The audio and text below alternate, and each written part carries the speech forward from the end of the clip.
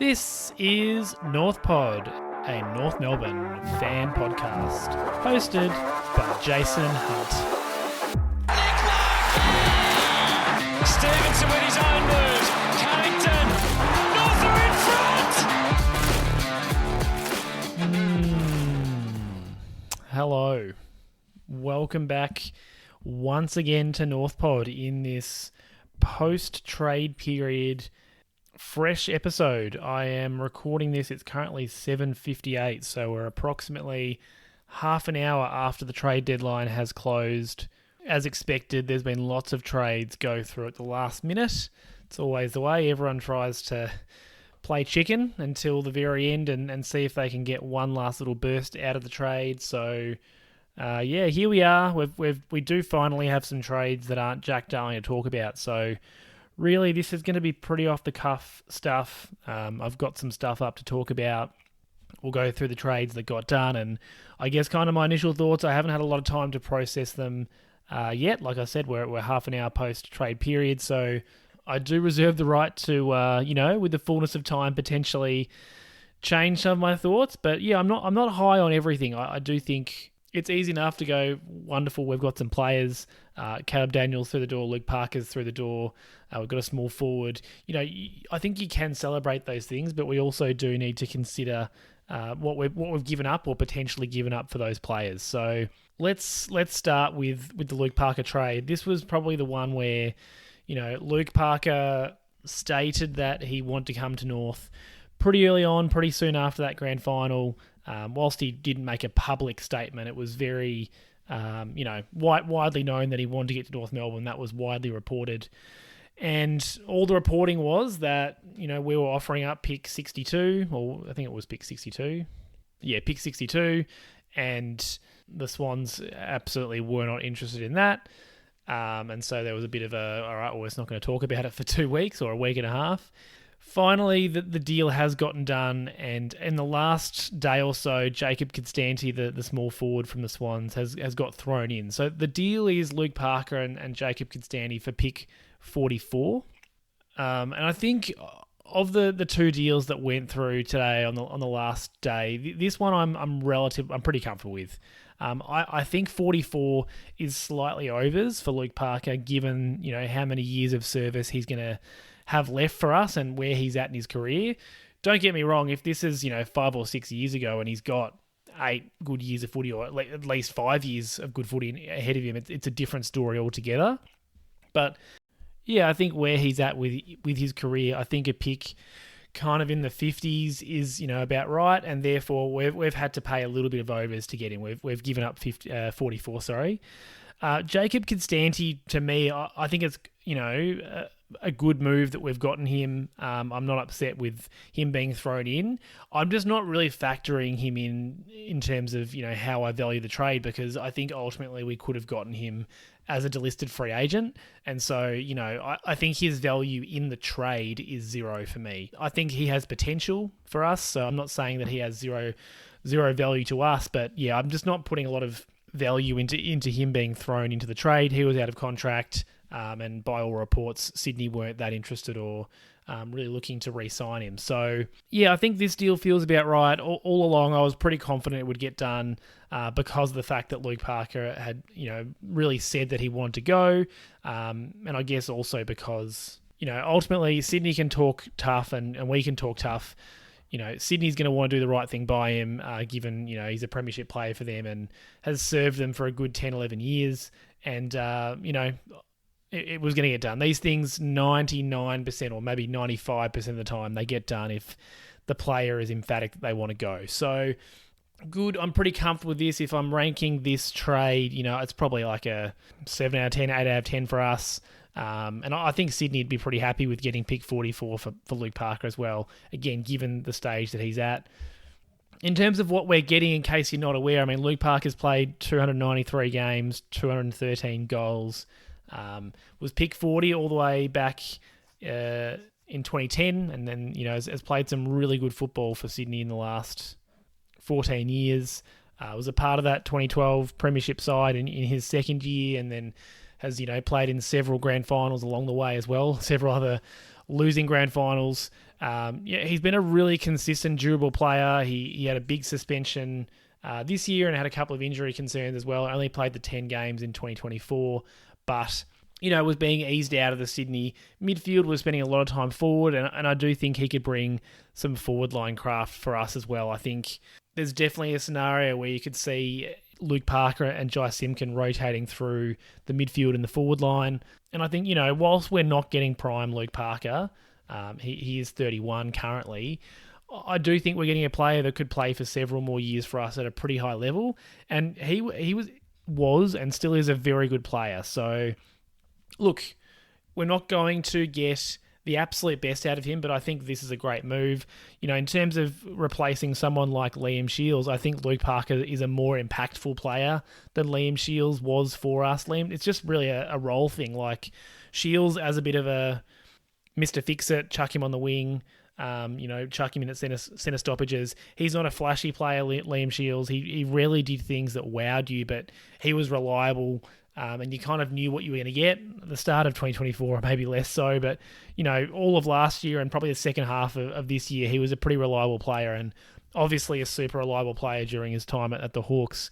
Whereas, Parker as that kind of inside bull that is dangerous in the forward half, I think adds a little bit of flair and something different to our midfield look. I think he'll take a lot of the pressure off George Wardlaw. And like I said, the fact that he's able to play in the forward line too gives you that flexibility. It's not like, again, different players altogether, but Wilfield, who really you can only play in the midfield, that does leave you a bit vulnerable and less flexible. He's a nice big body, Luke Parker, 183, but a really solid build. And I think, we should be stoked with this deal. I think we've slightly overpaid, but I think you have to when you're getting a contracted player. If we look at Jacob Konstanty, the other part of the deal, only been in the system for 2 years. He was a pick 20 in the 2022 national draft and hasn't been able to debut for Sydney. So honestly, I've seen essentially none of his football. And obviously the Sydney side is a tricky one to get into. He's stuck behind someone like Tom Papley, who, is a fantastic forward. He fills a role for us in terms of position. I think if you are Blake Drury, you're possibly a little bit concerned with Jacob Konstanty's recruitment. But let's not get suckered in with thinking that he's going to be the saviour. He hasn't played a game of football. I think the fact that he's young works and it doesn't, it means there is still some time for him to develop and, there's absolutely potential for him to become a good player for us. But it also means that he's not coming across, with any experience. He's not played an AFL game, and so he is almost essentially like a new recruit in that he is not going to come across, with knowledge or experience that AFL players come across with. One of those classics that played his junior footy in the midfield, by all reports, is a strong tackler and someone who can bring some pressure in the forward half, which again is something that we need. And at 177 centimetres, he's small forward sized. So I think that has potential. It's a free hit, and I don't mind this. If you consider, would you rather take a pick in the real back end of the draft, or would you have a go at someone who's had a couple of years of development? I think this is a fair free hit. There's absolutely every chance it doesn't work out, but when you're not really paying anything, or in my mind, we're not paying anything, we've essentially paid 44 for Luke Parker. I think it's worth a shot. And I guess for me, it's a bit of a watch on, can he play a genuine small forward role? We do not need any other smaller players that play a marking forward role. So I certainly hope that, whilst I don't necessarily need him kicking goals, I think he's potentially more of a defensive small forward option. I think that's okay, so long as you can, kick the odd goal, but you've got to be able to bring pressure and tackle. So I think that's going to be what we want to see from Jacob Konstanty, whether that's at AFL or VFL level. In terms of the other trade that got done on deadline day, this one I'm less excited about. So Caleb Daniel was another that, the talks seemed to break down pretty early in the week. He was a little different though because he did not officially request a trade or publicly request a trade, or that was the way it was being reported. I certainly think that he was pushing for a move to North Melbourne, so I'm not saying that he didn't want to come or anything like that. It was just less official, so to speak, than Luke Parker, and so therefore I didn't think this one was a certainty. I think this was one of those ones that could have fallen over and not gotten done. In the end, we've given up pick 25 for Caleb Daniel. I should say, because I'm recording this directly after the trade period's closed, there is every chance that these deals haven't been reported precisely correctly, and we've only gotten the crux of the deal. So look, if it is as it's been reported and it's just Caleb Daniel for pick 25 as a straight swap, and there's no other pick swaps involved at all, I'm a little bit disappointed with this one. Now, Caleb Daniel could become a fantastic player for us, but I feel that 25 is a little bit overs. Part of the problem here is that the Dogs, even if they did want to give us something back, they didn't really have anything that they could. In terms of what they had to start the day, they had pick 35 and pick 48. So if we're trading pick 25, I don't think either of those, the Dogs weren't going to want to send either of those back. I would have taken a pick in the 50s or the 60s, to be honest, coming back the other way. It wasn't to be, and I think ultimately we've been the ones that have blinked on this one, and we've paid slightly overs. I think I assume and hope that we were pushing for that pick in the 40s or maybe a future third round pick to come back our way. Yeah, I think this one is an interesting one. Do I think that this makes us a better side next year? Absolutely. I think there's that potential. But yeah, pick 25, I think the problem here is it's quite a deep draft, quite an even draft, and I think that's where you can sometimes get a little bit caught up in the pick number, and you've just got to think about, well, what could that pick 25 be? And what are you giving up for Caleb Daniel? So I guess let's have a look at what Caleb Daniel is as a starting point. He's 28. We know he's 171 centimetres. He's a small dude. In a side that I think at times we've been a little small, we're bringing in one of the smallest players in the competition. So that's worth noting. He's a wingman, halfback. So definitely, has some fantastic disposal and loves playing that kind of freed up role, whether it's on a wing or off halfback. So, I think it's great to have another distributor that potentially allows us a bit of flexibility with what we do with both Zach Fisher and Colby McKercher. I'm kind of the view that I'd like to see Zach Fisher experimented with in a forward role. Now, whether or not that, Jacob Konstanty throws a bit of a spanner in the works there, I'm not too sure, but I think either this means you could send Zach Fisher forward, or it means that you can send Colby McKercher more towards the midfield, whether that's a wing or an inside role for next year. I'm not too sure. But yeah, I definitely think that Caleb Daniel can play a role for us. Like I said, he's 28 years old. He's played 192 games. Was a pick 46 in the 2014 draft, and by all reports, is a great bloke, great clubman. As I said, great with his disposal. So I think he can bring us plenty in the next couple of years. We've extended his contract, I think, by a year. So he's gone from having No, I'm not going to profess to know that. I certainly know that we have extended his contract by a year. I just don't profess to know exactly when he's contracted to. But, at 28, he's got 5-6 years left of good footy potentially if he can keep it up. So he's a medium-term prospect, whereas you look at Luke Parker and he's probably more of a short-term prospect. I think he does make us better. I think for me, it's whether or not giving up pick 25 by itself is a good deal, and I do think we overpaid a little bit too much for this one. Like I said with the Luke Parker deal, I think you're comfortable overpaying for a player that's in contract a little bit. I think that's the cost of doing business the way the AFL system's currently set up. So, I think I'm totally okay with overpaying a little bit, but, I think Caleb Daniel's probably worth a pick in the 40s based on how he's been valued by the Dogs this year. Only played 16 games. I know he played several of those as a sub and was, in and out. He was definitely on the fringes of Luke Beveridge's plans, which is okay. I think it's totally reasonable that Bevo's trying to regenerate a little bit, and, he has, that's his prerogative. But generally speaking, that means that, you're giving up a bit of currency if you do want to trade that player. I think that's the thing that often, that some fans, I'm sure that all the North Pod listeners are attuned to how things work, but often, a fan might say, well, we've got this, here's the 7th best midfielder that we've got. He's getting no footy. Let's see what we can what we can get for him in a trade. When in reality, you generally can't get anything for players at that level.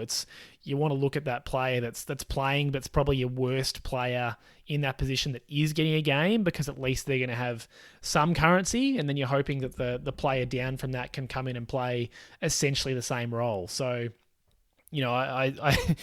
I went on Dean's podcast, #Kangaroos, post-season and talked about the fact that if we did want to do something big in the trade period, you've got to give something up. So I talked about this plethora of small, medium forwards that we've got that play a similar role. And, like giving up Cooper Harvey or Blake Drury, we know that it's worth nothing. Whereas if you give up Paul Curtis, you're going to get something back for him. Now, I love Paul Curtis. I don't want to get rid of him. But I guess that's the example I'm trying to draw here, where generally speaking, I think because of the way that Caleb Daniel's been played this year, he should be worth less. And so I would have been happy if we're going with a straight selection, I think he's worth probably in the 40s somewhere. And so if you're paying somewhere in the 30s, I think that's reasonable. And that's why I'm thinking, or I was kind of holding out for, surely there's going to be something coming back the other way if it's just 25.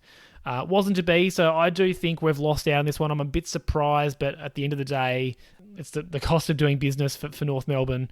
I'm going to talk about the Dan Houston deal in a minute, but yeah, it's just how it is. So, do I think he's going to make us a better team next year? I do. But that pick 25, you have to wonder, what could have been. And it's not just about what that player, what pick 25 or what that pick ends up being, whoever the Dogs take with it. It's more around what other players you had the choice between at that pick. I think that's something that sometimes gets lost. You can say, well, we traded out this pick and that pick became blah, but you also want to consider, well, it became blah and whoever else was taken after that spot, because you could have taken any of those players. So yeah, Caleb Daniel in for pick 25. I think, again, if I'm grading that and I'm just off the cuffing it right now, this is more of a 4 or a 5 out of 10 for me. I just think we overpaid by a little bit too much. But I do hope that Caleb Daniel, and I think he will be able to come into the best 22 and play a role for us, either off that halfback or that wing. I suspect off halfback, but look, who knows? I do think that's where he's most comfortable. It's just, essentially, I think what you'd want him doing is playing the exact same role that we had Colby McKercher in this year and Harry Sheasley in the year before. So it's what you want to do with those players, and I guess it's good to have that flexibility. In terms of what that leaves us with, currently our draft picks are pick 2 and pick 62.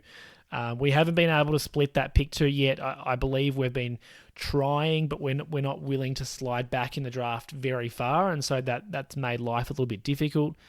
That being said, there is still plenty of opportunity for us to trade that pick. So the player trade period is now closed, but clubs are still able to trade draft selections, and you can do that right up until during the draft's actually happening.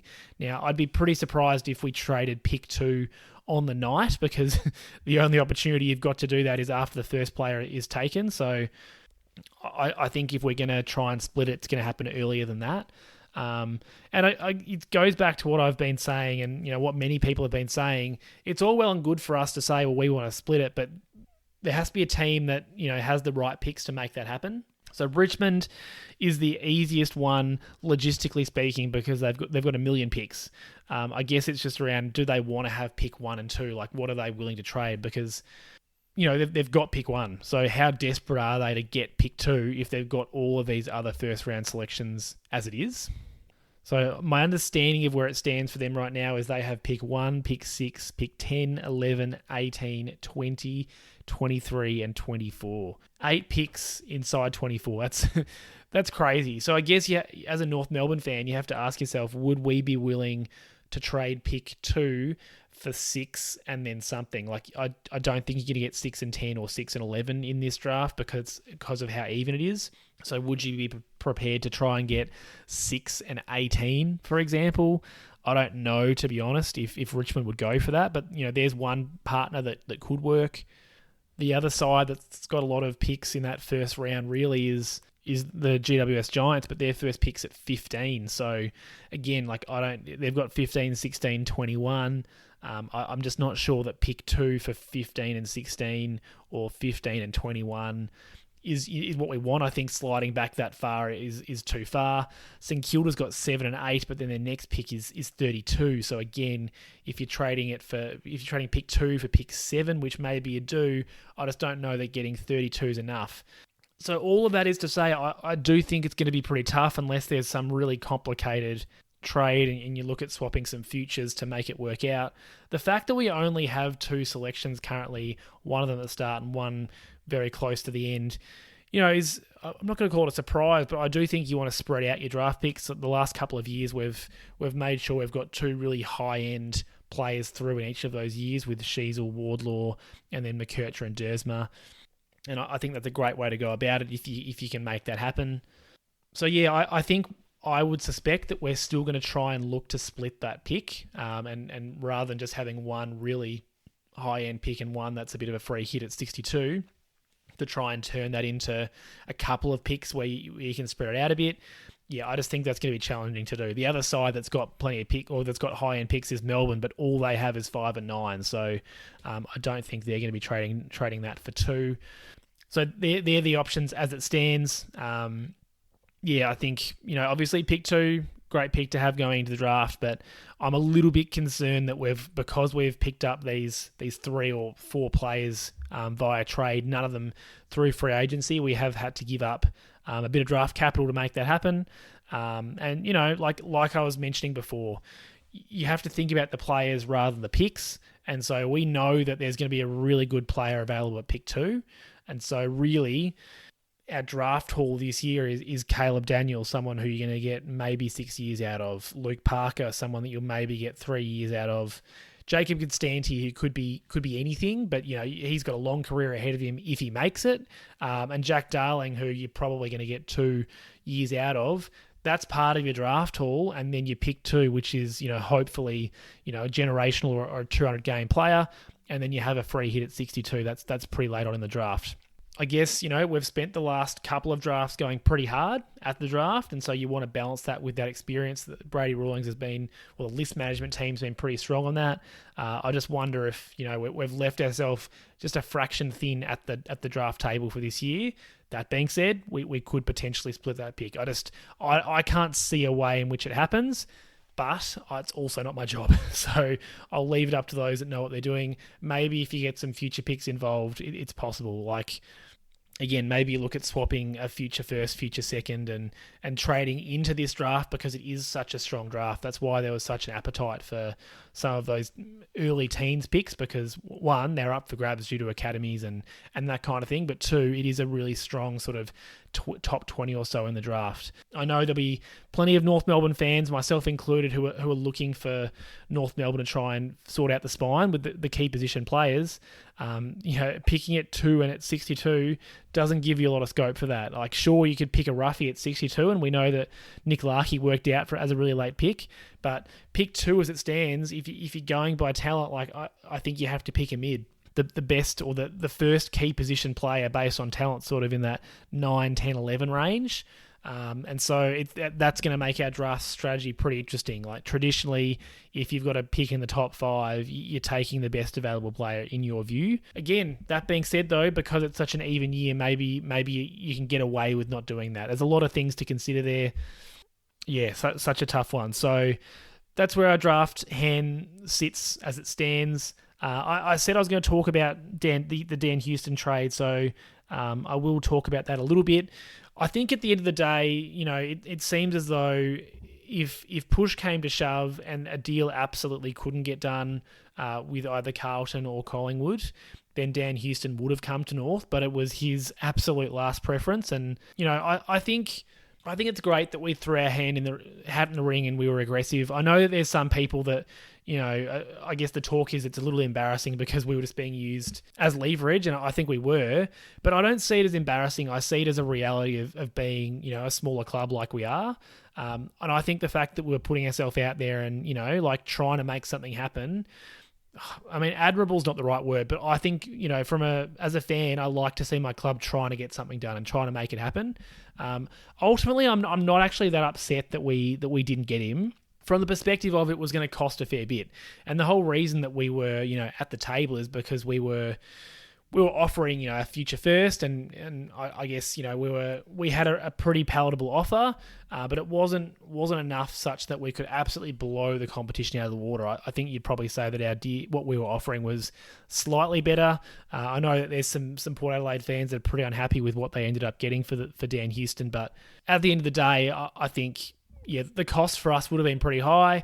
Dan Houston's obviously a really good player and is a better player than Caleb Daniel, undoubtedly. But we would have been giving up more than pick 25, which we ended up giving up for Caleb Daniel.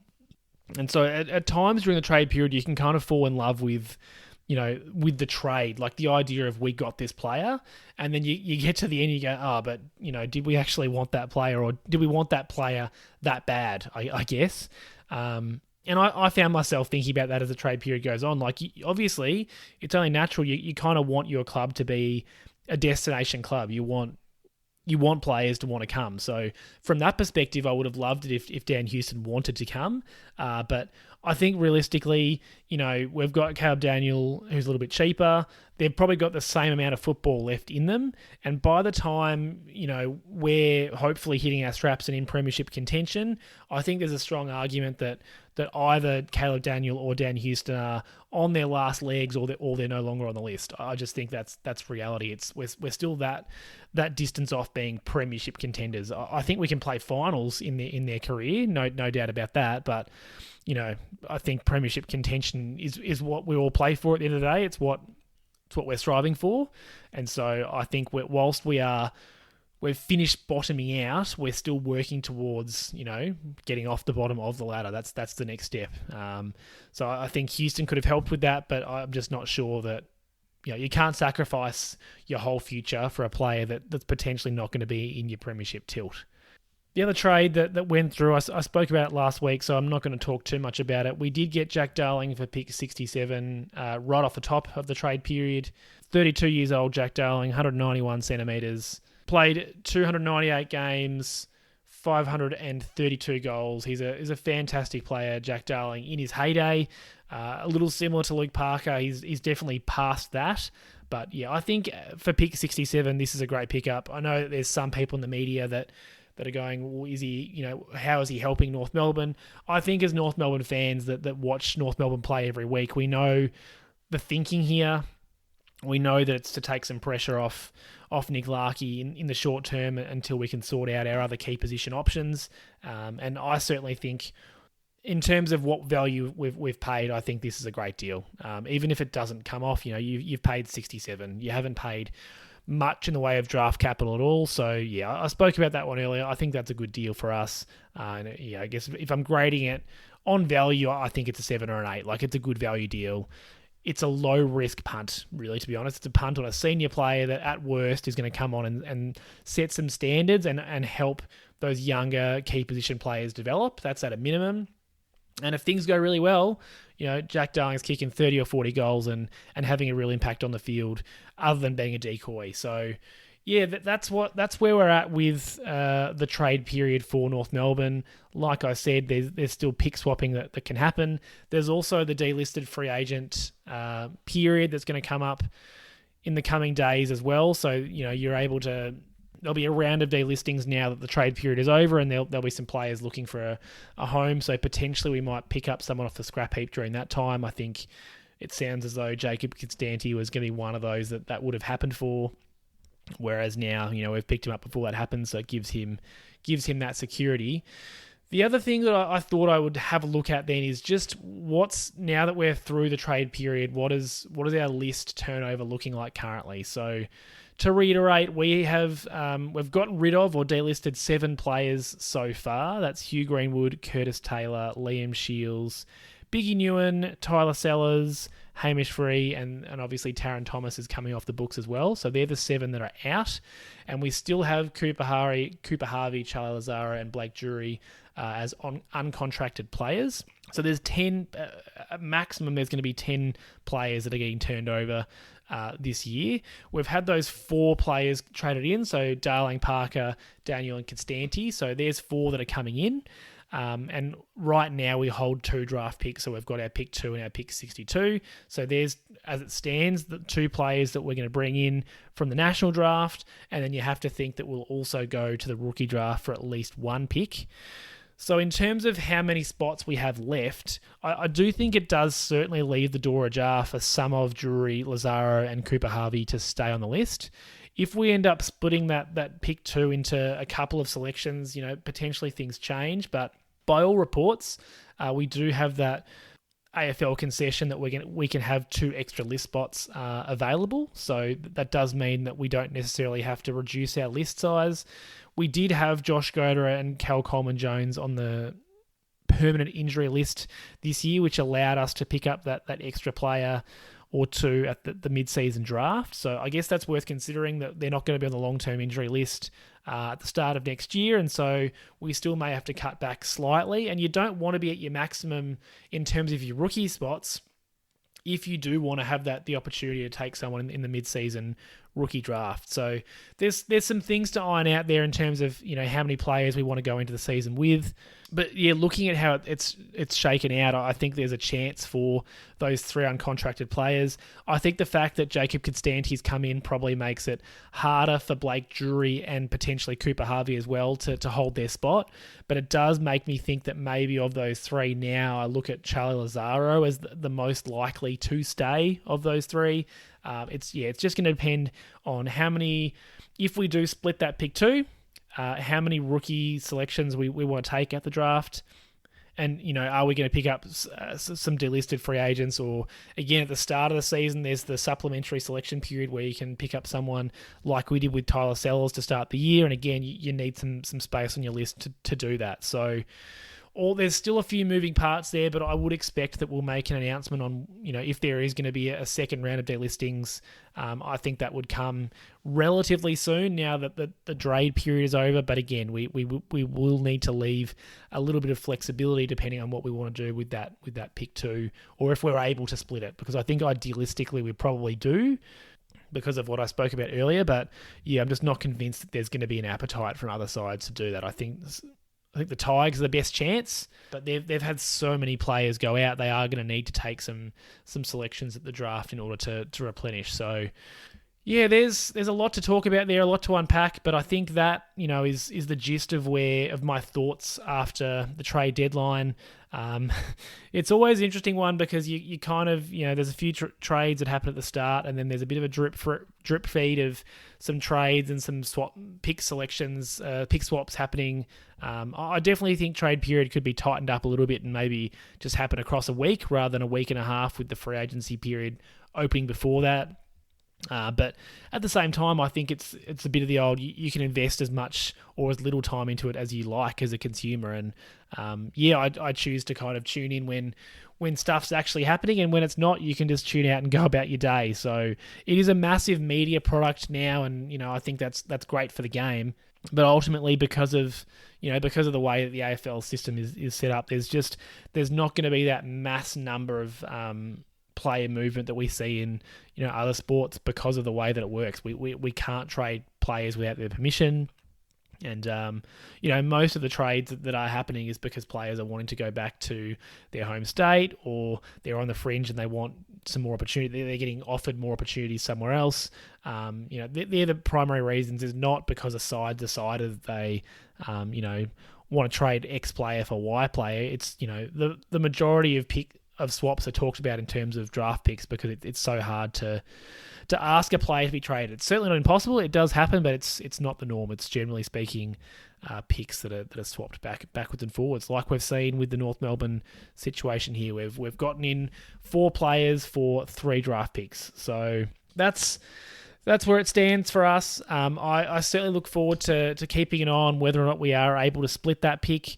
But we'll talk more as we get closer to the draft and we know what our draft selections looks like. We can have a look at what type of player we might be selecting. I'll be looking out for Cal Toomey's Phantom Form Guide so we can see who he deems. And generally speaking, it's once the the pick swapping is done, then he's able to get more of a gauge around, which clubs are going to be interested in what players. But I mean, look, if you look at Richmond, it's to figure out who Richmond wants, and then you can slot in the rest. They've got so many picks. They're definitely got a massive opportunity to hit this draft and make it their super draft. It's generally we talk about super drafts in terms of the whole draft, but the haul they've got is quite similar to what clubs like the Suns and the Giants got when they were coming into the competition. It's a ridiculous haul, but they have given up or shed a lot of experience across the last 2 years. So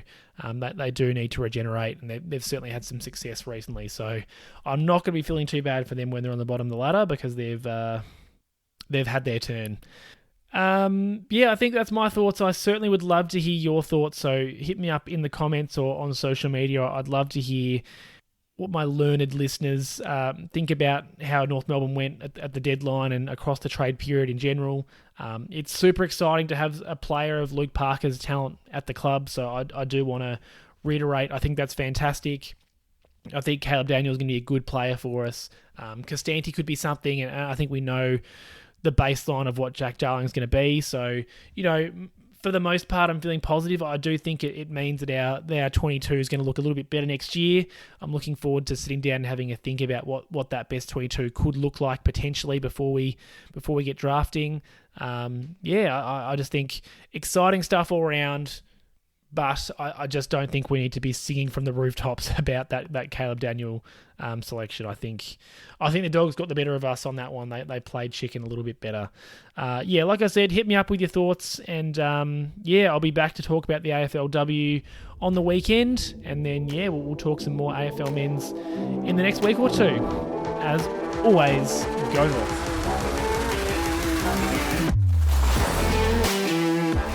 Thanks for listening to another episode of NorthPod.